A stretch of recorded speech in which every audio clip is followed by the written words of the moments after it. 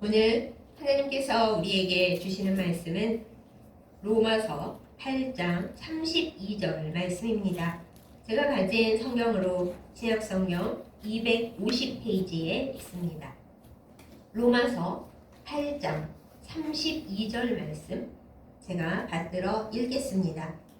자기 아들을 아끼지 아니하시고 우리 모든 사람을 위하여 내주신 이가 어찌 그 아들과 함께 모든 것을 우리에게 주시지 아니하겠느냐.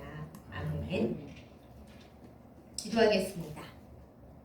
사랑과 은혜가 충만하신 우리 아버지 하나님, 예수님께서 예루살렘으로 들어오시는 것을 기뻐했던 그 종려주일 아침에 우리가 다시 주님 앞에 섰습니다.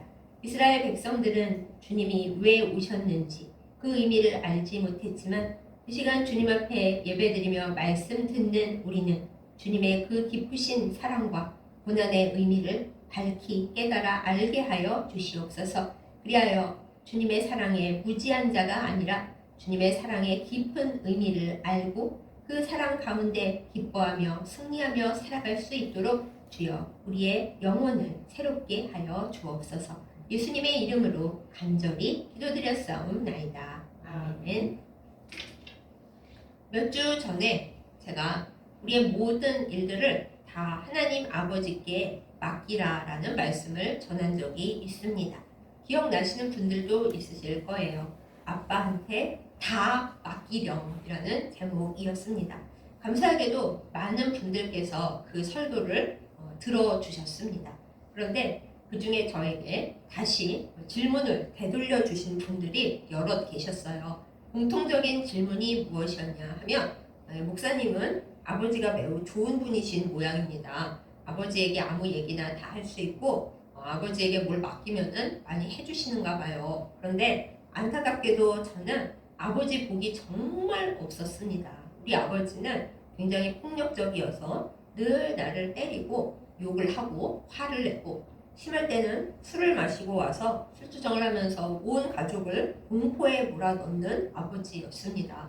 그래서 저는 평생에 살면서 아버지에게 뭘 맡긴다, 아버지한테 얘기를 한다 라는 개념이 전혀 와닿지가 않고요. 하나님 아버지가 우리에게 좋은 아버지시다 라는 얘기를 물론 머리로는 알고 있지만 저는 예수님에 대해서는 마음이 편한데 하나님 아버지, 특히 구약에서 이방 민족을 그렇게 처벌하라 하시는 무서우신 하나님 아버지에 대해서는 당초에 정이 가지를 않습니다. 이렇게 말씀을 많이 해주셨어요. 그러면서 저처럼 아버지에 대해 아무런 좋은 감정이 없고 아버지 하면 뭔가 마음에 괴롭고 트라우마가 먼저 생각나는 사람들은 이 아버지 하나님께 뭔가를 맡긴다는 것을 어떻게 받아들이면 좋겠습니까? 이렇게 질문하신 분들조차 계셨습니다. 저도 그 말씀을 듣고서 생각을 많이 했어요. 그렇죠. 이 세상의 인간 아버지는 아무리 우리를 사랑해 주시고 애써 줘도 본전입니다. 자식들 입장에서는 우리 아버지가 날 사랑해 주시긴 했어도 모자란 것이 많았다. 나는 아버지에게 이런저런 면이 마음에 안 들었고 힘들었고 서운했다. 이러는 얘기들이 거의 99.999%일걸요. 성경의 예를 하나만 들어보겠습니다. 여러분은 아브라함과 이삭을 기억을 하실 겁니다. 아브라함이 이삭을 얼마나 애지중지했을지 상상만 해도 아실 수가 있죠. 백세에 낳은 정실에게서 낳은 아들입니다. 얼마나 귀하고 얼마나 아까웠겠어요. 아마 이삭이 생각하기를 이 세상에서 우리 아버지가 제일 사랑하는 거는 나일 거야. 이렇게 생각을 했을 거예요. 그런데 어느 날 이 아버지가 하나님께 명령을 받았다고 하면서 이 어린 이삭을 끌고 모리아 산이라는 산에 가더니 얘를 꽁꽁 묶고 제단에다가 딱 눕혀놓고서는 야, 하나님께서 너를 바치라고 하셨으니까 나는 오늘 너를 죽인다 이러는 거예요. 한번 상상을 해보세요. 그 뒷장면이 없었더라면 아마 이삭은 너무 무서웠을 것이고 평생의 트라우마로 남았을 것입니다. 거기서 나오는 말은 아버지도 믿을 수가 없는 사람이구나. 정말 아버지가 나한테 이럴 줄은 몰랐다. 이랬을 거라고요. 그러니 아브라함과 이삭 관계에서도 아버지란 믿을 수가 없는 존재였으니 다른 세상 아버지야 더 말해 무엇 하겠습니까? 아버지도 나도 연약하고 악한 인간 존재일진데 서로 부딪히면서 싸우고 의견이 안 맞고 세대 차이가 나고 그러는 것은 당연하고요. 아버지가 자녀들에게 베풀어야 할 아버지로서의 위엄과 또 아버지로서의 책임을 다해주지 못하는 경우에는 사람들의 마음속에 나는 하나님을 아버지라고 부르는 것조차 마음에 거슬린다 하는 거 충분히 이해할 수 있습니다. 그런데 여기서 우리는 그래도 하나님은 여전히 성부 하나님으로서 아버지라고 불리고 계시고, 여성신학에서 그걸 타파해보자고 어머니 하나님이라고 불렀다가 독실한 기독교 신자들조차 그건 더 아닌 것 같다, 격렬한 반대에 부딪혔었어요. 이렇게 아버지 하나님이신 그분을 우리가 어떻게 하면 온전히 이해할 수가 있을까? 그러면 구약에서는 하나님이 대체 어떠셨는가? 우리가 잘 좀 먼저 보고자 합니다. 보통 아버지에 대해 이제 수필가들이나 뭐 작가들이나 그렇게 얘기할 때 아버지의 뒷모습을 많이 얘기들을 합니다. 아버지가 강해 보이고 세 보이고 엄했는데 어느 날 가시는 뒷모습을 우연히 봤는데 너무 어깨가 작아지시고 약해 보이시고 힘이 없어 보이고, 아버지도 늙으셨구나, 아버지도 힘이 없었구나 라는 걸 느끼게 된다고. 그렇게 아버지의 뒷모습에 대한 얘기가 참 많아요. 그럴 때 아버지의 진실함을 느꼈다. 그런데 우리 하나님 아버지는 뒷모습이 그러시지를 않습니다.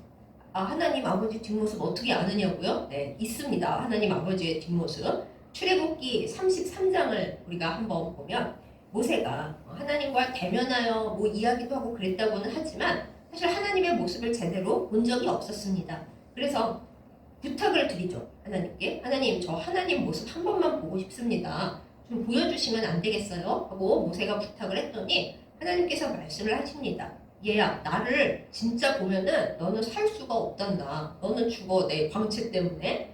내가 너 죽는 거를 볼 수는 없잖니? 너가 하도 보고 싶어 하니까 내가 뒷모습은 보여줄 수 있어. 그런데 뒷모습도 그냥 막 보면 안 되니까 너 그 반석 위에 서라. 그 반석 위에 이렇게 있으면 내가 반석을 지나가면서 내 손으로 너를 이렇게 쫙 덮어서 너가 나를 보고 기절초풍하고 죽는 사태가 없게, 쇼크사하지 않게 잘 덮은 다음에 내가 이제 등 돌려서 딱 가잖아? 그럼 너는 그때 내가 손을 딱 떼면은 그때 내 뒷모습, 내 등은 볼 수가 있어. 이렇게 말씀을 하셨습니다. 그래서 실제로 그 말씀을 찾아보시면은 하나님께서 지나가시면서 모세는 반석에다 숨겨서 손으로 덮으셨다가 가시면서 그 등을 모세에게 보여주신 적이 있어요. 그런데 모세가 하나님의 등밖에 못 봤잖아요. 그런데 하나님의 모습을 보고 났더니 모세 얼굴이 광채가 번질번질 번쩍번쩍 나가지고 이스라엘 백성이 감히 모세 얼굴을 똑바로 보지를 못했어요. 그래서 모세가 수건을 쓰고 백성들을 봤을 정도로 하나님의 뒷모습만 봤는데도 모세에게까지 광채가 묻어가지고 어떻게 할 수가 없을 정도였다라는 것입니다. 그래서 우리가 알게 되는 건 우리 하나님 아버지는 뒷모습조차도 광채 장난 아니시고 영광 장난 아니시고 아버지 뒷모습조차 평범한 인간은 볼 수가 없구나. 이게 구약에 나오는 하나님 아버지의 뒷모습인 거예요. 이런 걸 알고 있었기 때문에 구약의 이스라엘 사람들은 뭐 하나님을 얼굴을 보겠다? 꿈도 못 꿨습니다. 심지어는 성경을 필사하면서 주님, 야훼 뭐 나오기만 하면 그렇게 제대로 쓰지도 못하고 주님이라는 뜻의 아도나이라고 쓰고 그때마다 손을 씻었어요. 감히 주님의 이름을 내가 썼는데 이거 괜찮나? 할 정도로 그렇게 주님을 나름 무서운 마음으로, 우리 마음속에 엄하시고 되게 딱딱하신 아버지 그 느낌으로 하나님을 생각을 했습니다. 그리고 우리가 이해하건대 구약시대의 하나님은 굉장히 무서우신 면도 있으셨죠. 우상 숭배하는 족속들을 그들이 땅을 더럽혔으므로 그들을 다 없애라 그렇게 얘기하시기도 하고, 이스라엘 백성들이 성전을 지었을지라도 성전이 대수냐? 너네가 계속 죄를 지음으로 나는 성전이고 뭐고 다 없앨 거다, 이러시는 굉장히 무서우신 하나님으로 등장을 합니다. 그래서 제가 신학 공부를 가르쳤던 학생 중에 저는 예수님은 사랑하는데 구약에 등장하시는 하나님은 사랑할 수가 없습니다, 이렇게 얘기하면서 삼위일체 반기를 든 학생들이 간혹 있었는데요. 그거는 우리가 하나님을 제대로 이해하지 못하고 바라볼 수 없고 하나님을 요만큼밖에 모르기 때문에 구약의 하나님은 엄격하고 무서우시고 뒷모습조차 광채 난리이시고 그리고 사람들을 도대체 사랑해 주시지를 않는, 그리고 이스라엘 백성만 유난히 편애하시고 말 안 들으면 이스라엘 백성도 다 없애버리시는 그런 엄격하신 하나님, 이렇게밖에 아버지를 이해를 못하는 경우가 너무 많아요. 근데 또 그렇게 보다 보면 우리가 내 아버지가 별로 이렇게 따뜻하고 다정하시고 이 능력 있지 않아서 내 모든 문제를 절대로 맡길 수가 없습니다. 생각하시는 분하고 좀 입장을 같이 하죠. 구약 사람들도 조금 그런 느낌이 강했던 거예요. 그좀 믿음이 있고 하나님을 더 깊이 아는 사람들은 하나님은 우리에게 좋은 것을 주시는 하나님이시고 예레미야 선지자의 표현에 의하면 우리에게 주려 하시는 것이 재앙이 아니고 정말 좋은 것, 평안, 그것을 주시려고 하시는 하나님이시다. 그렇게 얘기하는 사람들이 있긴 있는데 대다수의 구약 사람들은 하나님을 그렇게 좋은 아버지로 바라보지 못했고 뒷모습조차 엄격하신 아버지 이렇게 생각을 했다 하는 것입니다. 그러나 우리는 구약 시대에 살고 있지 않고요. 우리는 공의의 하나님뿐만 아니라 사랑 그 사랑 자체이신 하나님 아버지를 알고 있습니다. 대체 어떻게 알 수가 있는가요? 어떻게 알 수 있으세요, 여러분은? 신약시대에 오셔서 예수님을 바라보십시오. 어느 날 이제 고난주간 가까운 때에 예수님의 제자 빌립이 예수님께 여쭈어 봤습니다. 아버지를 보여달라고. 예수님, 아버지를 우리에게 보여주십시오. 라고 요한복음 14장에서 예수님께 질문을 합니다. 그때 그 요한복음 14장 9절에서 예수님이 대답을 하시는데 얘야, 내가 너희에게 아버지를 이렇게 보여줬다. 나를 본 사람은 아버지를 본 것이다. 이렇게 예수님께서 말씀을 하셨습니다. 그게 바로 오늘 설교의 제목인 거예요. 예수님은 하나님 아버지의 앞모습을 우리에게 보여주신 분입니다.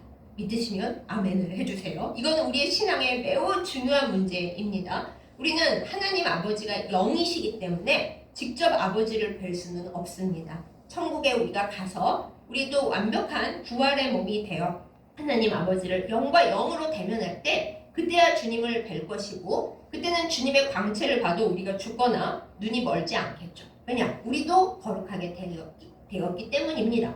그러나 지금 우리의 이 상태에서는 하나님의 뒷모습만 봐도 모세의 경우는 광채가 났지만 우리는 아마 죽을걸요? 네, 그런 상태인데 하나님의 앞모습을 어떻게 봐요? 그 존재의 크심을 어떻게 감당할 수가 있겠어요? 하면서 벌벌벌 떨 수 있는데 그 하나님의 앞모습을 하나님이 그래 너희가 나를 하도 무서워하고 나를 오해하고 있는 것 같은데 내 앞모습이 어떤지 내가 아들을 통해서 보여주마 하고 성자이신 예수 그리스도를 우리에게 이게 나의 앞모습이야 하고 보내주셨다라는 것입니다. 예수님께서 직접 말씀하신 거예요. 아버지를 보고 싶다고? 나를 본 자는 아버지를 본 거야. 더 찾지 마. 너의 인간된 눈으로서 아버지를 현재 볼 수 있는 거는 나 예수 그리스도를 보면 아버지가 어떤 분인지 아버지의 앞모습을 알 수가 있어. 이렇게 말씀을 해 주셨습니다. 그러면 우리 예수님은 어떻게 하나님의 앞모습, 하나님의 진짜 우리를 향하신 본질이 어떤지 그 사랑을 어떻게 보여주셨습니까? 이번 주에 우리는 고난주간을 지나갈 텐데 예수님께서는 십자가에 못 박히시면서 이 세상에 존재하는 인간의 모든 죄와 저주를 그 몸에 다 짊어지시고 하나님 아버지께 버림받으심으로써 하나님이 앞모습으로 어떻게 우리를 사랑하시는지를 보여주셨습니다. 하나님은 우리를 살리자고 독생자도 버리시는 그런 분이십니다. 그런데 그걸로 끝난 게 아니라 그 독생자에게 우리의 모든 죄를 다 보내서 맡아라 그러셨으면서 그 독생자를 다시 부활시키셔서 그 뒤를 졸졸 따라가는 사람들 모두에게 부활을 선물해 주신 그런 아버지 하나님이십니다. 이것이 하나님의 앞모습입니다.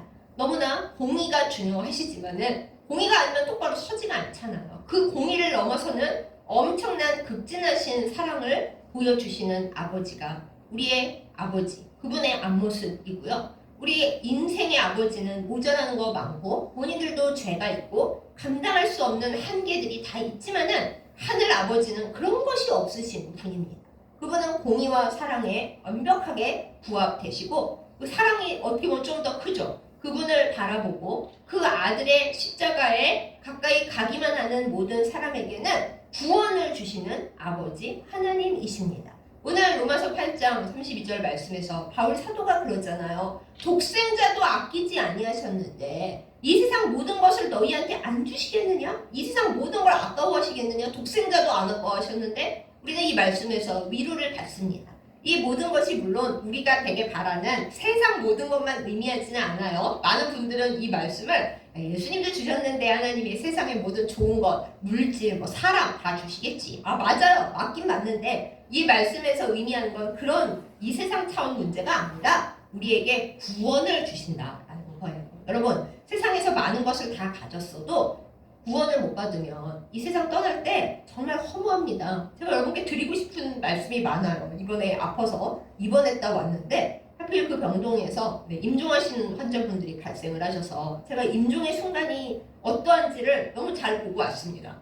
나중에 말씀드릴 때가 있으면 또 말씀드리겠지만 여러분, 모든 것 하나님께 받을 구원을 받지 못하면 우리의 삶은 여기에 모든 것 다 가지고 있어도 그거 아무것도 아닙니다. 근데 하나님께서 우리를 절대로 지옥에 보내시지 않겠다고, 하나님의 공의로 보면 문제 많고 안 되는 우리를 어떤 일이 있어도 독생자를 보내서라도 난 널 살릴 거야, 이게 나에 대한 너의 사랑이야, 이게 하나님의 앞모습인 것입니다. 여러분 중에 아버지 때문에 사랑을 많이 못 받고 난 더 힘들었다 생각하시는 분들, 그 아버지 이제 더 이상 생각 마시고 하늘 아버지께로 오세요. 그분은 완벽하십니다. 그분은 세상 아버지가 주지 못했던 사랑, 주지 못했던 여유, 주지 못했던 명예, 주지 못했던 자랑스러움, 기쁨, 감사 다 우리에게 부어주십니다. 사랑하는 아버지의 앞모습을 보러 우리 주 예수 그리스도의 십자가 앞으로 나아가는 우리 모두이기를 예수님의 이름으로 축복합니다. 살다 보면 굉장히 고통스러운 순간이 저마다 있습니다. 제가 병원에서 본 이제 살아계시지만 치매와 선망 기운이 있으신 어떤 환자분은 밤마다, 낮에는 멀쩡하신 분인데 밤마다 선망 증상에 시달리시면서 여기가 병원이 아니고 비가 호구가 내리는 밭이라고 자꾸 그러시는 거예요. 그러면서 나를 묶어놓은 걸 놔라, 나는 여기 있는 사람이 아니다, 자꾸 어딘가를 가겠다고 하시면서 주사바늘 꽂아놓은 거를 다 잡아 빼시는 그런 분이 계셨어요. 그분은 대체 어떤 흑역사를 가지고 계시길래 밤마다 남들 잠자는 시간에 비 오는 밭에 혼자 앉아서 여기 누가 다 나 여기 두고 갔다, 난 여기 묶여있다 이러시는 걸까요? 여러분도 저도 우리의 마음속에 돌아가고 싶지 않은 흑역사, 트라우마 한두 장면쯤은 다 갖고 있겠죠? 우리가 아직 멀쩡할 때는 그게 아무 문제가 없어 보이는데 혹여 몸이 약해지고 우리가 우리의 영혼을 단정하게 잘 지키지 못하고 말씀과 기도로 잘 지키지 못하면 어느 순간 마음에 허물어진 틈으로 그런 기억들이 악하게 작용할지도 모릅니다. 그럼 여기서부터 두려워하고 나 그럼 어떡하지? 이럴 일입니까? 그게 아니죠. 우리의 그 모든 힘들었던, 슬펐던, 결코 잊혀지지 않을 꼬여있는 그 흑역사의 트라우마의 장면에 십자가에 못 박히신 우리 주님을 초대하세요. 주님이 십자가에 못 박히실 때 그 얼마나 큰 치욕이었으며 그 얼마나 큰 고통이셨겠습니까? 주님은 십자가 위에서 오래 버티지도 못하셨어요. 남들은 2박 3일 버티기도 한다던데 주님은 6시간 겨우 버티시고 돌아가셨다고요. 주님이 얼마나 힘드셨겠어요. 나의 어떤 트라우마 장면도 주님이 십자가에서 당하신 고통보다 힘들지는 않을 것입니다. 그 십자가에 달리신 예수님이 주님, 저 너무 힘들고 여기 이 장면에서 저는 벗어나지를 못하고 있어요. 제가 아무리 성공하고 아무리 행복해도 그 장면이 저를 붙잡고 놔주지를 않아요. 주님, 이 장면으로 들어오세요 라고 우리가 주님을 초대해야 합니다. 그럼 주님이 오셔서 내가 여기 있었어, 너 혼자 있지 않았어, 그때는 너 혼자밖에 없었다고 하는데 십자가에 달려있는 내가 여기 같이 있었고 이제 그 장면을 내 십자가에 못 가봐라, 내가 그거를 다 녹이고 다 없애고 너 대신 그 고통을 다 받아주마, 너는 거기서 자유로워져라 말씀하시는 주님의 음성을 듣기를 예수님의 이름으로 축복합니다. 그래야 우리는 자유로워집니다. 그래야 예수님을 온전히 영접하고 주님과 함께하는 삶을 누리게 됩니다. 그것을 온전히 누릴 때 진정한 영적으로 온전한 하늘 아버지의 앞모습을 비로소 보게 되는 것입니다. 사랑하는 여러분, 아버지의 앞모습 보고 싶으시죠? 세상의 아버지가 어떠했든 그 세상 아버지로 놔두세요. 우리는 우리에게 영원하시고 우리에게 완벽하신 하늘 아버지의 앞모습을 바라보고 살면 됩니다. 그리고 예수님이 우리 하늘 아버지의 앞모습이 되십니다. 이 고난주간을 지나가는 동안 여러분의 모든 아픈 장면, 기억에서 지워지지 않는 깜깜한 장면, 너무 수치스럽고 너무 괴로웠고 너무 자존심 상했던 그 장면, 그 장면들 안에 십자가에 달리신 우리 예수님을 초대하세요. 그리고 고통당하신 주님께 창피하게 뭐 있어요? 주님은 더 큰 고통을 당하셨는데 발가벗고 십자가에 달리셨는데 주님보다 우리의 고통이 더 커요? 그 주님 앞에서 주님 저는 이때 너무 아팠고 너무 괴로웠는데 주님이 저랑 같이 계셔 주셨다면서요. 이 구렁텅이에서 벗어나기를 간절히 원합니다. 이 장면을 십자가에 못 박고 다시 살기를 원합니다. 주님을 간절히 만나서 우리 주 예수 그리스도의 십자가의 모든 것을 못 받고 항상 멀리 있는 것처럼 느껴졌던 서먹서먹하기만 했던 우리 아버지 하나님의 앞모습을 제대로 보는 우리 모두가 되기를 예수님의 이름으로 축복합니다. 하나님이 우리를 사랑하시는 그 차원과 또 그 놀라움에 대해서 제가 아까 초반부에 말하다가 중간에 흐지부지 접었던 그 성경, 그 아버지 이야기를 다시 넣어보겠습니다.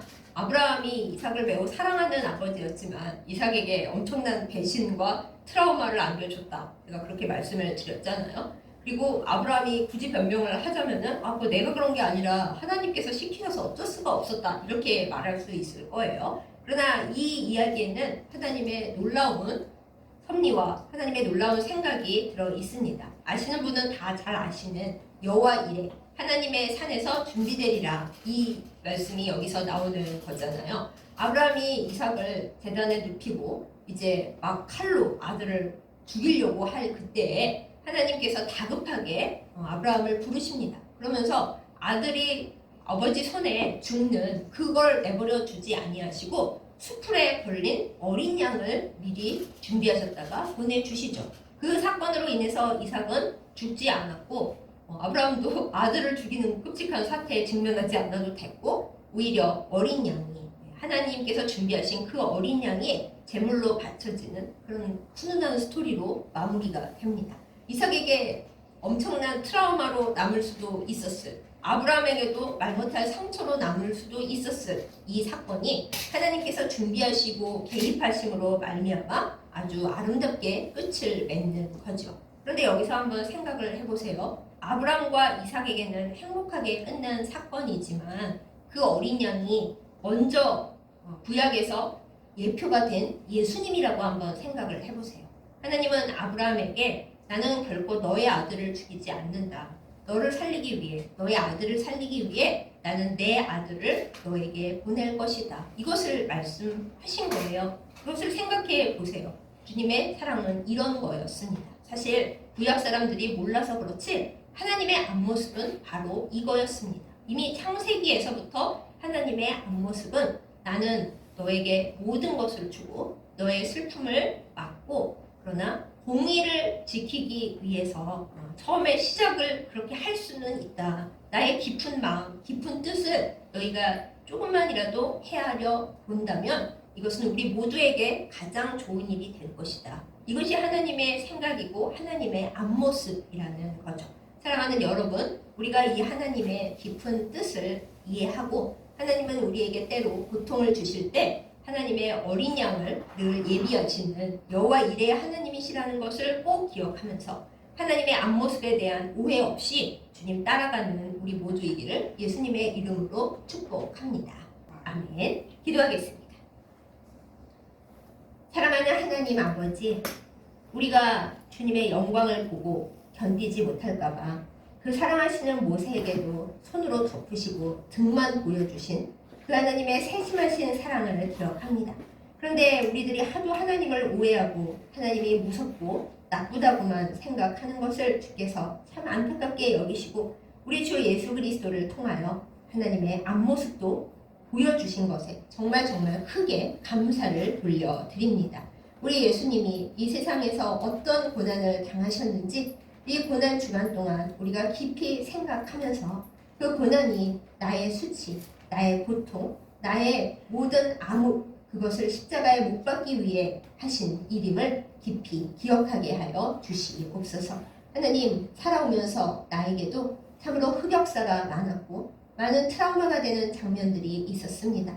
이것을 온전히 주님 안에서 치유받지 못하면 하나님, 이 세상에서 내 육신이 낡아질 때, 내 정신이 혼미하여질 때 어쩌면 정말 악하고 유치하고 이상한 모습으로 나타날 수도 있다는 것을 우리가 주변을 돌아보면서 알게 됩니다. 주여, 우리의 영혼이, 우리의 마음이, 우리의 생각이 성령 충만함으로 깨끗해지게 하여 주시옵소서. 악한 마귀가 우리의 마음과 우리의 생각을 뒤져보더라도 우리 주 예수 그리스도께서 함께 계시는 그 장면들 외에는 아무것도 발견할 수 없도록 이 시간 우리를 치유하여 주시옵소서. 어떤 순간에서도 주님은 나를 홀로 두시지 않았고, 내가 어떤 고통을 당할 때라도 주님이 십자가를 들고 나 옆에 대기하고 계심을 우리가 온전히 깨달아 알고 모든 죄와 고통과 슬픔을 주님의 십자가에 다 못 박는 이 시간들 되게 하여 주시옵소서. 주님의 사랑 안에 거하기를 원합니다.